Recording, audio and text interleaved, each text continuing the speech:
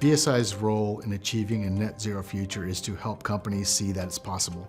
Leading companies around the world have already made changes to the way they deliver products and services to decarbonize those, to show that they're more sustainable because they think it's good for their shareholders, it's good for their employees, it's good for their customers and clients. Their supply chain is demanding that they go further to become net zero. So they need standards of best practice to do that. And we are adapting all of the historic catalogue of industry standards to ensure that they are going to deliver a net zero outcome for companies that are using them.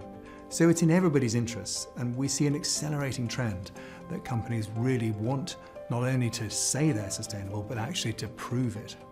The ISO Net Zero guidelines are the first deliverable within the ISO framework that defines net zero and a credible path to achieve it. And BSI led the development of these guidelines, which represent for the first time the convergence and harmonization of a historically fragmented and disparate net zero governance landscape. In fact, research has found that fewer than 4% of net zero commitments are backed by credible plans to achieve them. And the ISO Net Zero guidelines, which BSI helped to develop and is now leading to conversion to a full certifiable standard, can help support organizations of all shapes, sizes, and jurisdictions to develop those credible paths to net zero.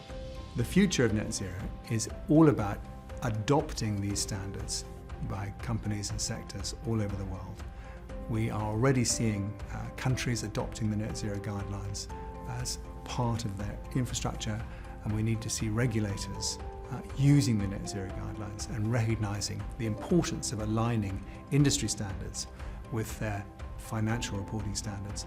That will unlock the transition that companies need to make to change their products and services to become a net zero operation.